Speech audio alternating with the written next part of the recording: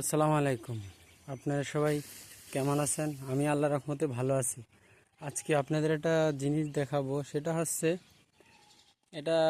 আমাদের যে জায়গায় খাদ্য পানির বোর্ড ধুই, আর এটা হচ্ছে আমাদের ওষুধ রাখার স্থান। গুরুত্বপূর্ণ কথা হচ্ছে সেটা হচ্ছে আমাদের মুরগিগুলা আগে রাখা ছিল আমাদের বাড়িতে, মানে বাড়িতে একটা আমাদের বোর্ডিং ঘর রয়েছে। এই এতদিন আলহামদুলিল্লাহ একটাও বাচ্চা মরেনি আপনাদের দোয়ায়।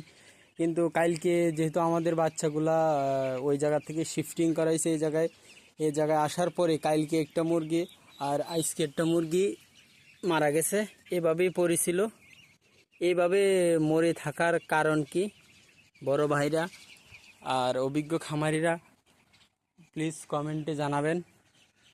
আর আরেকটা কথা হচ্ছে, আমাদের গত ভিডিওতে যেটা আপনাদের দেখাইছিলাম, আমার মুরগিগুলা সাদা আমেশা হয়েছিল। তার জন্য আমি যে ডোজ করাইছিলাম সেটা হচ্ছে অ্যাম্প্রোলিপি আর হচ্ছে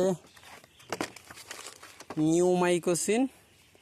আর ওই নিউক্সেলটা আমাদের কাছে ফুরিয়ে গেছে, যেহেতু আমাদের ডোজ কমপ্লিট হয়ে গেছে আলহামদুলিল্লাহ।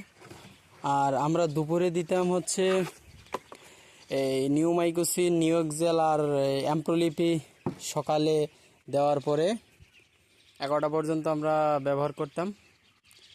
11টার পরে 2 ঘন্টা আমরা 2+ দিতাম, যেহেতু 2+ও মোটামুটি আলহামদুলিল্লাহ বাথরুমের ভালো কাজ করে, সে বিধায় আমরা 2+ 2 ঘন্টা ব্যবহার করতাম। ব্যবহারের পরে তারপরে থেকে 1টার দিকে আমরা এআইবি বেড ব্যবহার করতাম। আজকে 3 দিন আমাদের আলহামদুলিল্লাহ ডোজ আমাদের কমপ্লিট।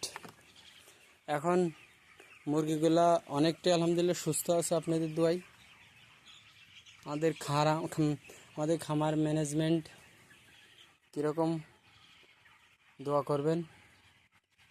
এখন আলহামদুলিল্লাহ সুস্থ আছে। ভালো থাকবেন, আল্লাহ হাফেজ।